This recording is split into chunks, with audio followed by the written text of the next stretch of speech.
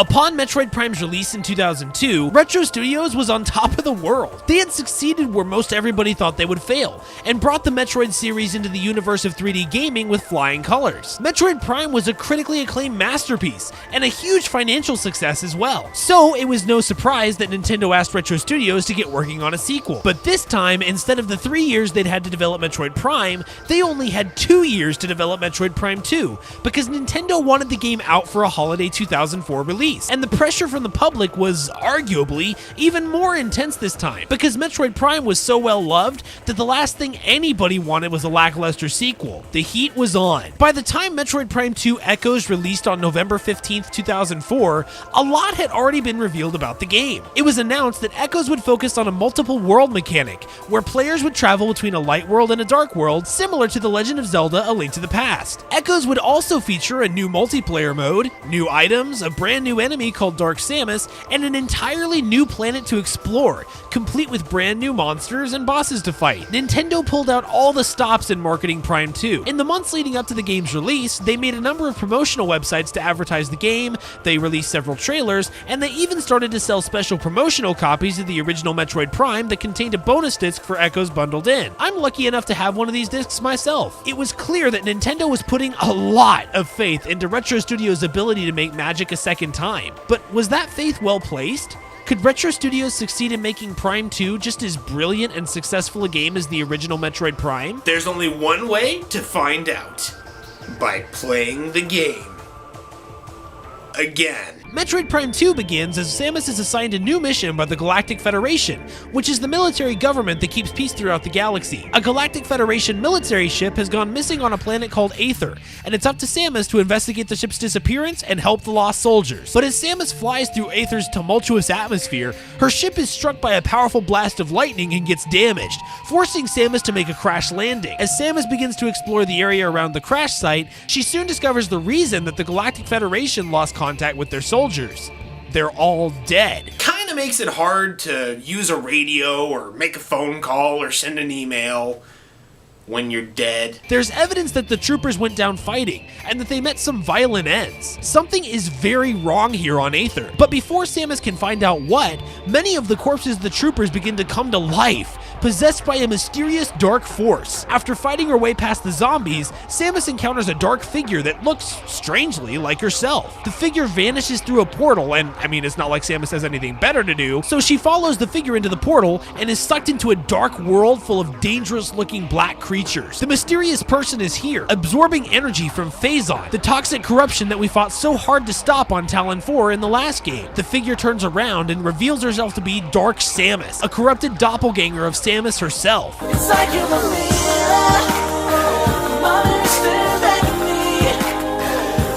Dark Samus sends the black creatures after Samus, and they all attack and dive on her. But before they can finish her off, Samus manages to escape back into the portal, returning to the light world. However, this is a Metroid Prime game, so it can't be that simple. It turns out that the black creatures stole most of Samus's equipment when they attacked her, and once again, she's gonna have to hunt it all down to return to her full strength. Convenient. After exploring further, Samus finally discovers the missing GF ship, and learns from a data log that the soldiers were all killed by creatures possessed by the same dark force that made the zombies earlier. All their attempts to contact their home base had failed, because of the same atmospheric interference that damaged Samus's ship when she crash landed. Samus presses on, and eventually reaches an alien temple, where she encounters a fierce monster that, once again, is possessed by the dark force. Upon killing it, a glowing orb appears that flies into Samus and is absorbed into her suit. Samus finishes climbing the temple, and at the top she's approached by Umos, the last sentinel of the Luminoth, which are the alien race that calls Aether home. Umos explains that many years ago, a meteor crash landed on Aether, and the impact caused a dimensional rift which divided the planet into two parallel worlds, a light world and a dark world. Sounds pretty familiar, right? A meteor crashed on Talon 4 as well and caused lots of problems. Looks like a theme is forming, When the Dark World was created, a new race of evil dark creatures was born called the Ing, which are the same monsters that attacked us in the Dark World earlier. The Ing want to steal all the planetary energy from Aether's light world, which would destroy the light world and allow the Dark World to completely consume the planet. The Luminoth have been fighting a losing battle to protect their planet for a long time now, and finally they're at the brink of destruction. Umos recruits Samus to help his people by traveling to the Dark World and taking back the planetary energy that's been stolen to restore Aether's light world to its former strength, and destroy the Dark World and the Ing once and for all. Umos also explains that the glowing orb that Samus absorbed earlier is the energy transfer module, which will allow her to absorb the planetary energy into her suit to make the transfers. He wishes Samus good luck, and we set off on our mission to regain our lost items, destroy the Dark World, and pursue and defeat Dark Samus. To do this, we have to travel to each area of Aether, collect 3 keys to unlock the temple in that area's Dark World, defeat a powerful boss, take the energy from that area of the Dark World, and return it to that area's Light World. Some Call Me Johnny mentioned in his Metroid Prime 2 review that this structure is really reminiscent of a Zelda game, and I have to agree. It does make sense though, considering that Metroid Prime 2 borrows a lot of concepts from A Link to the Past. In both games, you travel back and forth between light and dark worlds, defeating bosses that guard the forces that keep the Dark World alive. In A Link to the Past, it's the 7 Maidens. In Metroid Prime 2, it's the planetary energy. And both games even use the concept that your actions in one world will affect the other world. Remember how great the presentation was in Metroid Prime 1? How memorable all the environments were? How atmospherically brilliant the design was? Well, that still holds true in Echoes, and I would even argue that in some areas, it's stronger. There are 4 main areas in Metroid Prime 2, the Temple Grounds, Agon Wastes, Torvus Bog, and Sanctuary Fortress. The Temple Grounds are made up of networks of tunnels and underground passages, as well as large above-ground areas with loads of cliffs and abandoned Luminoth structures. The Agon Wastes are a desert landscape full of quicksand and sand rivers and sand falls. Sand waterfalls? Falls? Torvus Bog actually has 2 environments, the first being a swampy, rainy bog blushing with plant life and dangerous creatures, and the second being an underground flooded temple that's both tranquil and terrifying. And finally, there's the Sanctuary Fortress. Sanctuary Fortress is a mountaintop fortress absolutely bursting with technological computerized atmosphere, the likes of which Tron Legacy aspired to achieve and somehow failed miserably. Abundance of Daft Punk, a good sci-fi movie, does not necessarily make. Now, I've heard it argued that the environments in Echoes are, compared to the original Metroid Prime, quite forgettable and bland, but I strongly disagree. Take Torvus Bog, for example. Torvus is one of the most atmospherically powerful areas in the entire trilogy, both because of its haunting theme songs and its terrifyingly dangerous enemies. The environment in Torvus always has a claustrophobic feel to it, which lends itself in a very strong way to the feeling of danger and excitement. It's like being out in a wild jungle on a safari. A safari to the death. Or what about Sanctuary Fortress, which is my personal favorite area in the entire Prime trilogy, brimming with technology, bristling with activity and life. From the little maintenance robots that drive around the walls, to the static electricity rain that falls in the distance, to the lights and machinery that are always moving, always active. There's a powerful sense of atmosphere in Metroid Prime 2, and to me, the environments of Echoes are just as iconic as the ones from Metroid Prime 1. They're iconic in different ways, sure, but they're no less excellent, and the atmosphere is no less immersive than in the original. However, we're not quite done talking about atmosphere and presentation in Prime 2, because there's a very big part of the game we haven't talked about yet, the Dark World. Throughout the game, there are numerous portals scattered across the landscape which lead to the Dark World. When Samus enters the Dark World, the entire tone of the game changes. Dark Aether is a dangerous place. The very air is toxic and does heavy damage to us, especially early in the game before we get any of Samus's suit upgrades. During their war against the Ing, the Luminoth set up hundreds of light-generating beacons throughout the Dark World, which, when we stand in them, protect us from the toxic atmosphere and slowly regenerate our health. As a result, when exploring the Dark World, the gameplay makes a major switch from the run-and-gun flow of the Light World to a more strategic flow where you travel from light beacon to light beacon and need to use your environment to your advantage to avoid damage from both the atmosphere and the enemies you're fighting. This makes the Dark World feel dangerous and tense in a way the Light World never does, and you always feel accomplished and relieved when you've completed your tasks in the Dark World and you can escape again into the Light World. That's some powerful immersion right there. To make a place in a game feel so threatening and dangerous that by its very nature, launcher, players are afraid of treading there. Some might say that's a weakness of the game, but I disagree. To me, the harrowing journeys into the Dark World are delightfully tense, and I love the tiny twinge of dread that hits every time you go through a dark portal. It reinforces in a powerful way just how dark the Dark World actually is, and it motivates me to do everything I can to destroy the Dark World and restore the Light World to its full glory. When it comes to the presentation of the Dark World, though, it's, well, dark. Everything is hues of purple, red, and black. The environments feel tortured and harsh. Familiar places look oddly alien. The music changes from being catchy theme songs to being atmospheric murmurings and haunting echoes of those theme songs. It goes a long way to reinforce that the Dark World is a twisted place. And since we're talking about music, Yeah, let's hit this one a little earlier than last time, eh? The music in Metroid Prime 2 is fantastic. The theme songs for most areas in the game are memorable and fit the feeling of the game's darker tone in a very nice way. Here's a few examples.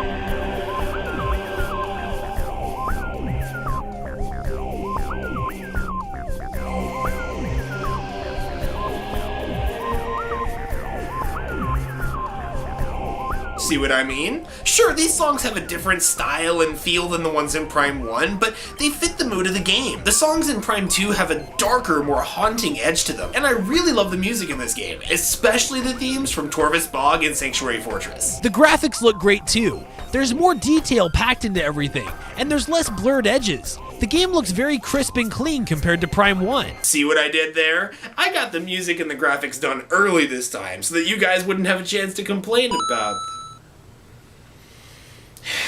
Because the Ing stole many of Samus's items at the beginning of the game, we'll be spending a lot of time reacquiring them all. There's quite a few returning items from Metroid Prime, including the missile launcher, space jump, boost ball, spider ball, morph ball bombs, power bombs, grapple beam, and super missile. Some of those items look a little different than they did in the first game, but functionally, nearly all of them are identical. One exception is that while using the spider ball, you can now use the boost ball at the same time to launch yourself away from the magnetic rail, which makes for some pretty cool puzzles. Missile expansions, energy tanks, and power bomb expansions also return from the first game, and they're just as important as they were in Metroid Prime when it comes to helping you to survive in your fight against the many enemies in the game. Roll like a Cadillac, sting like a beamer. Like I was saying, there's a lot of stuff that returns from the original game. Even the control scheme and the platforming are exactly the same. So if you're used to the controls in Prime, you can jump right into Prime 2. But this is a sequel, right? We don't just want more of the same, right? We want something new to do. Right? Right? Well, never fear, my children. Metroid Prime 2 has plenty of new tools to add to our arsenal. Let's start with the Seeker Launcher, an add-on to the missile launcher that lets us fire 5 missiles at the same time at different targets. This mostly lets you unlock doors that have multiple locks, but you can use the Seeker missiles in combat as well, and in certain fights they're outright required. I never use them much myself, but the cutscene where you get them is pretty cool. Returning from previous games in the series is the Screw Attack, which lets you extend your jumping capabilities to cross large gaps and use special panels to wall jump in certain places. The Screw Attack is lots of fun to use, but sadly there's only so many rooms where it's very useful. You can use it to kill certain enemies and take a few shortcuts, but that's about it. As for beam weapons, remember how Metroid Prime had the wave, plasma, and ice beams? Well, those are completely gone in Echoes, and have been replaced with some brand new beam weapons. The light beam, the dark beam, and late in the game, the annihilator beam. The light beam fires beams of concentrated light energy, and has a very powerful homing charge shot that can incinerate enemies. It's most effective when used against dark enemies. The dark beam fires bullets of dark energy, and its charge shot can freeze enemies in their tracks, making them easy to shatter with a missile. And surprise, surprise, the dark beam is most effective against light enemies. It's almost like they're taking the whole concept of darkness versus light and applying it to everything in the game. No, that would be crazy. crazy. We don't get the Annihilator beam until the game's nearly over, but it's an extremely overpowered beam that combines light and dark energy and homes in on enemies. You might think you could just go around spamming it then, right? Well, not exactly. Welcome to one of the most controversial parts of Metroid Prime 2, the ammunition system. See, in Metroid Prime, you could fire all of your beam weapons an unlimited number of times with no consequences. That's all gone now though, because in Prime 2, your beam weapons consume ammunition with every shot. When you first get the light and dark beams, you have a maximum ammo count of 50, but over the course of the game, you can get several ammo expansions that increase your max ammo by 50 apiece, ending up with a maximum of 250 shots per beam. This was something that most people hated in Metroid Prime, and I can understand why. I hated it myself at first. Having to keep track of your ammo can be frustrating, and although it's usually pretty easy to get more ammunition to refill your weapons, it can be crippling when you run out of ammo in a tough fight. It may seem obvious already, but I'll go ahead and clarify that the dark beam uses dark ammo, and the light beam uses light ammo. The Annihilator beam consumes both light and dark ammo with every shot.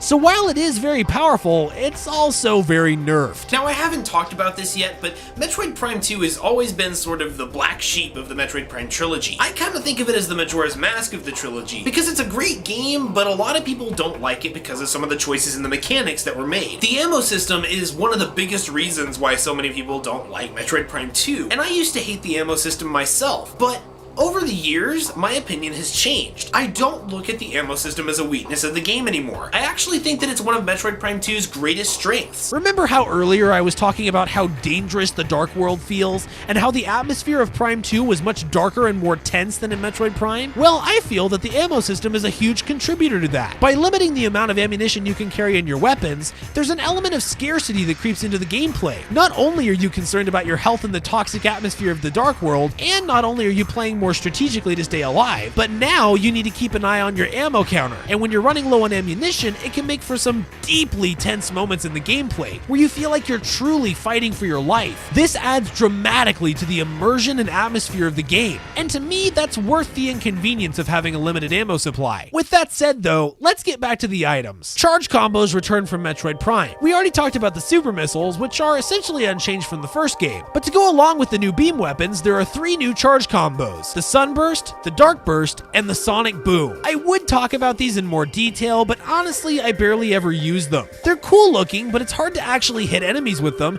and they consume so much ammunition that I rarely feel ballsy enough to fire them, with exception of a boss fight or two. Samus's alternate visors are also back. While the combat visor is largely the same as in Metroid Prime, with exception of the addition of the ammo counters, the scan visor has been overhauled, and I really like the changes. Instead of having to search for little invisible nodes to scan, everything scannable in the environment gets completely lit up in either blue or red, depending on how important that scan is. That makes scanning much more convenient than in the first game, because you can see at a glance what you've scanned in a room and what you haven't. There's also 2 new visors in Prime 2. The Dark Visor combines the functions of the Thermal Visor and the X-Ray Visor from Prime into one system, and lets you see in Glorious Crapovision! Rather than showing you the heat signatures of enemies though, the Dark Visor shows their position interdimensionally. It also shows you invisible control panels that are in dimensional flux, and invisible platforms that you can jump on. The Dark Visor is especially useful against fighting certain enemies that can turn invisible, like the Dark Pirate Commandos. Finally, there's the Echo Visor, which is one of the coolest and one of the most underused visors in the whole game. The Echo Visor lets you see in Sonar Vision! so you can look at sound waves that are bouncing off of enemies and objects. This is mainly used to unlock doors, but it's required for certain boss fights.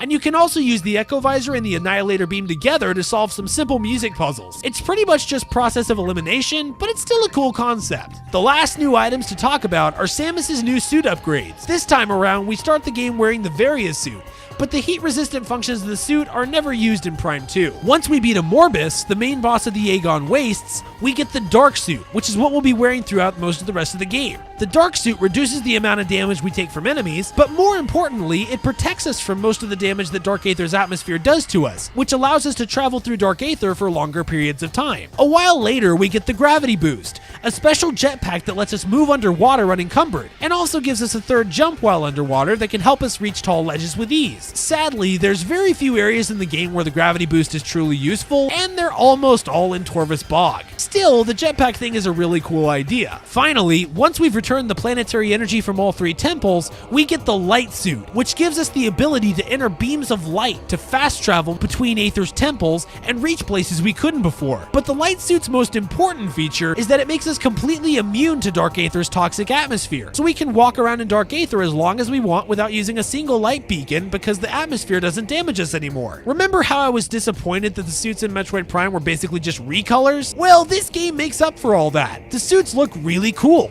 and completely change Samus's style. I especially love the look of the light suit, but the dark suit is awesome too. All the new items and suits and upgrades and weapons and equipment make me feel powerful. Like I could take on the world by myself. Like I'm a real man.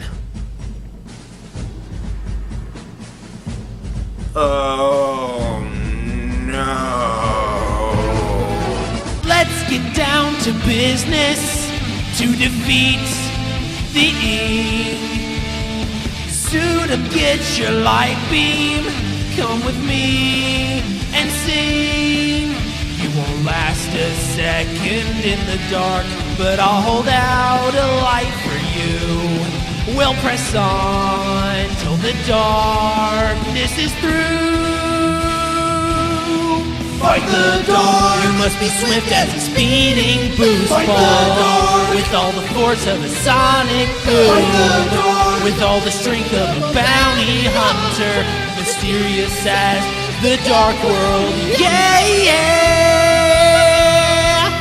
As Samus explores Aether, she discovers that the space pirates are active on the planet, and they've set up bases to experiment with Phazon again. They're having to start all over after they had to abandon their operations when Samus, blew up all their crap back on Talon 4. However, unlike in Metroid Prime, the space pirates aren't nearly as much of a threat in Prime 2. They have a major base in the Aegon Wastes, and they appear throughout other areas of Aether, but they haven't been on the planet very long yet, and they're still licking their wounds from Prime 1. Interestingly though, this time, Samus and the space pirates share a common enemy, Dark Samus. Dark Samus has been raiding the space pirate bases, stealing Phazon, and killing anything that gets in her path. But who is Dark Samus? Where did she come from? Remember at the end of the first game when Metroid Prime stole Samus's Phazon suit just before it exploded, and how at the very end we saw a hand burst up from the remains? That's right.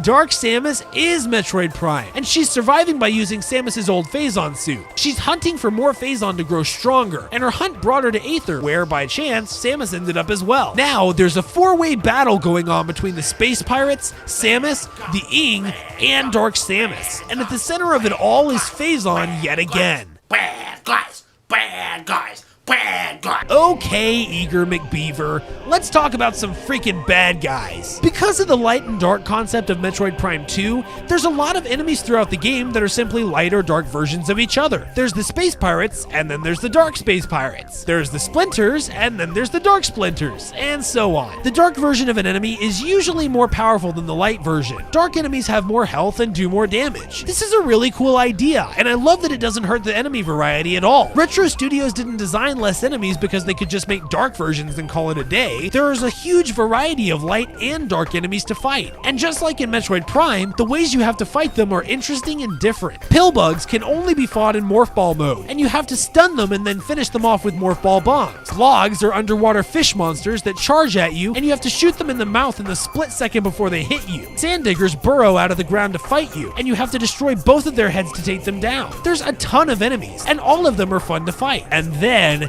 there's the most terrifying enemy in all of Metroid Prime 2, the Grinchlers. They might sound like the green guy who stole Christmas, but Grinchlers are nothing to laugh at. You fight them in the same way you fought Baby Sheegoths in Prime. You have to break the shell on their backs to damage them. But Grinchlers are much more dangerous and much scarier than Baby Sheegoths ever were. They're fast, they can jump crazy high, and they shoot lightning at you. Yes, they shoot lightning.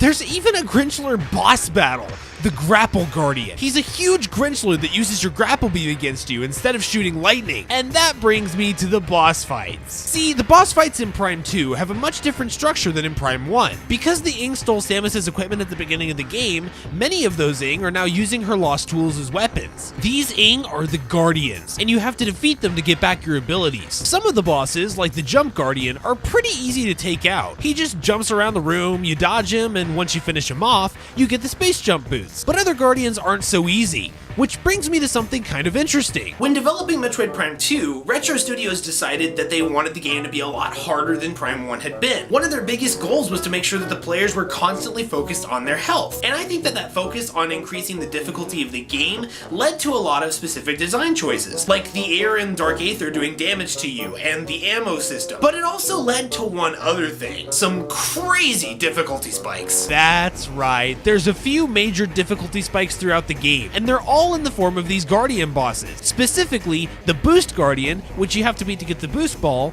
and the Spider Guardian, which has the Spider Ball. Both of these fights are far more challenging than what you're used to facing by that point, and honestly, it's frustrating. The Boost Guardian fight is in the Dark World, and in the boss room, there are no light beacons, which means as you're fighting the boss and trying to dodge its attacks, you're constantly losing health from the atmosphere. And the Spider Guardian fight is in the Light World, but whenever the Spider Guardian hits you, it does massive damage, and the only way to beat it is to do some super precise morph ball platforming to activate switches. Oh, and did I forget? You're on a time limit. You only have so long before the Guardian bumps into something and undoes everything you just did. But those aren't the only boss fights in the game, and some of the other bosses are straight up awesome. Take Chica, the boss of Torvus Bog. This is one of the coolest ways I've ever seen a game handle a multi-stage boss battle. At the beginning of the fight, Chica is a larva, swimming around the arena and trying to knock you off the platform you're standing on. Once you damage it enough, Chica takes cover in a cocoon and then undergoes a metamorphosis to become a gigantic dragonfly monster. And then, once you knock its wings out of commission, it falls into the dark water and gets possessed, becoming Dark Chica. This fight just has such a grand scale to it.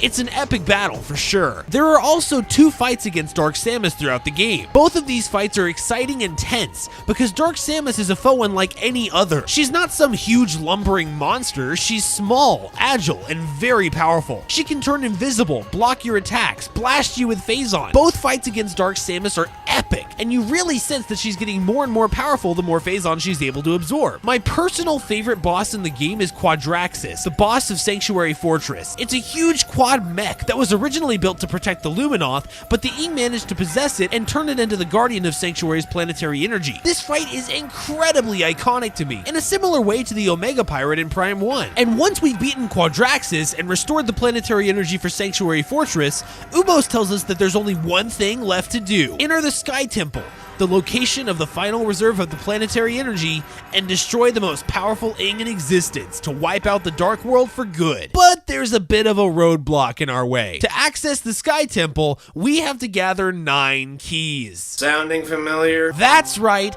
they basically brought the Chozo artifacts back, and this time they're much more annoying to collect because you have to find the keys in the Dark World. At least this fetch questing feels a bit more justified in Echoes, because up until now, every area of the Dark World has had 3 temple keys we've had to collect to access the boss fight. So at least the Sky Temple keys don't come out of nowhere like the Chozo artifacts did in Prime. So once you've collected all of the items and expansions and all the optional collectibles, and you've gotten the Sky Temple keys, and you've restored the planetary energy to Aegon Waste and Torvus Bog and Sanctuary Fortress, and you've done everything, there's only one thing left to do. Go to the Sky Temple and finish the game. But before we do that, I have one last thing I want to talk about. The original Metroid Prime was supposed to have multiplayer, but the concept got dropped over the course of development. When Retro Studios began development for Prime 2, the multiplayer was one of the first aspects of the game that they worked on, and it was a high priority to make the multiplayer an important part of Metroid Prime 2's experience.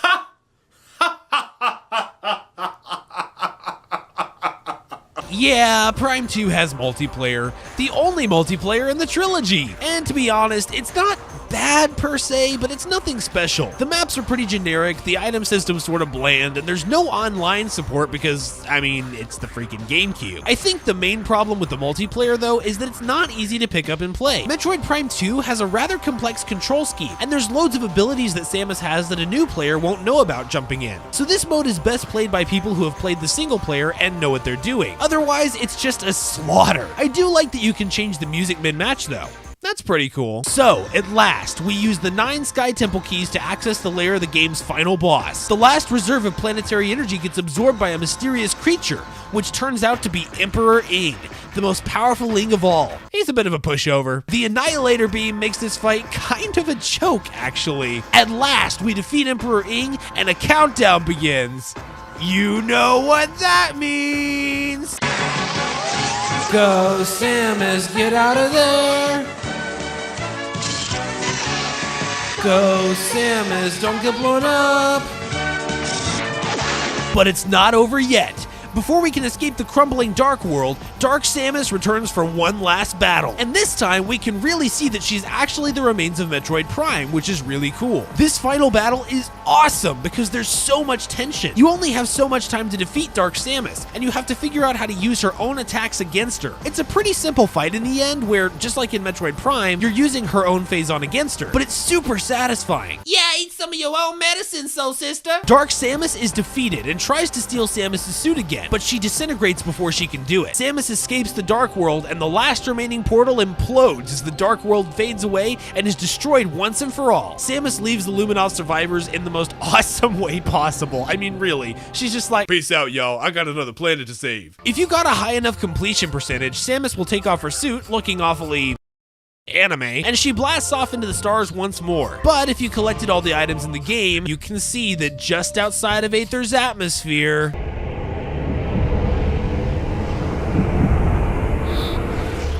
Continue? There you have it. That's Metroid Prime 2 completed. That's the second game in the trilogy down. There's only one more game to go. Metroid Prime 2 is a fantastic game, and I have to confess, a lot of times I go back and forth about whether I like Prime or Prime 2 better. Metroid Prime 2 has a very special place in my heart. After I played Metroid Prime, I was dying to play the sequel, and I remember spending hours and hours drawing characters from the game, reading articles about Prime 2, and watching the trailers over and over again. When I finally got Prime 2, I was completely immersed. It was the first game that I had ever played that truly frightened me at times, and I remember that the fights against the Boost Guardian, the Spider Guardian, and Quadraxis were some of the most tense gaming experiences I had ever had before. I am in love with the atmosphere of Metroid Prime 2. I love the boss battles, the music in Sanctuary Fortress. I just love this game. To me, it's the most atmospherically powerful game in the trilogy, and it's just straight up fun to play. Not everybody feels the way that I do, though. I mentioned earlier that Metroid Prime 2 is sort of like the Majora's Mask of the trilogy. For a long time, it was a black sheep. While the game got critical acclaim, many people didn't like the ammo system and the difficulty spikes, and the Sky Temple Key Quest was especially hated. As a result, Metroid Prime 2 didn't sell as well as Metroid Prime, and it only sold about 800,000 copies worldwide 5 years after its release. These days, though, Echo seems to be making a bit of a comeback. I've noticed that many people seem much more open to Prime 2, rather like how Majora's Mask has gotten more popular with the passing years. I'm not the only person who loves this game, and that makes me happy. I would highly encourage you guys, if you haven't played this game before, or if you played it years ago and you didn't like it, give it another go. You might be in for a pleasant surprise. With Metroid Prime 2's release, Retro Studios had cemented their place as a powerful name in game development. They had developed not just one, but 2 successful titles in one of the most iconic video game series of all time. Could they pull off the hat trick with a third game? A year after Metroid Prime 2's release, a new Nintendo console began to be teased, the Revolution. As more details came out, it was revealed that the Revolution would be a motion-controlled based console, and that Metroid Prime 3 Corruption would be coming to the console in 2006. As time passed, trailers were released showing off Prime 3 as a hardcore gaming experience that would entirely revolve around the Revolution's motion controls. Gamers were excited for Prime 3, but also apprehensive. The idea of a motion control console was both exciting and frightening. This only worsened when Metroid Prime 3 was delayed to 2007, and gamers were left to wonder, could Nintendo's Revolution, now known as the Wii, provide a Metroid gaming experience as satisfying as the first 2 entries in the Metroid Prime trilogy? Could Retro Studios Studios make the Wii's killer app with the Metroid Prime trilogy's grand finale? Could Metroid Prime 3 Corruption be a success? Hey everybody, thanks so much for watching this second part of my Metroid Prime Trilogy retrospective. I really hope you liked the video, and if you did, please leave a thumbs up down below. It really helps me out. If you want to see more of my videos in the future, consider subscribing. The next and final part of this retrospective will be covering Metroid Prime 3 Corruption, and when it comes out, just click the annotation on the right to watch it. And if you haven't seen part 1 yet, about the original Metroid Prime, click the annotation on the left. Thanks so much everybody, and I'll see you guys next time in the final part as I review Metroid Prime 3 Corruption.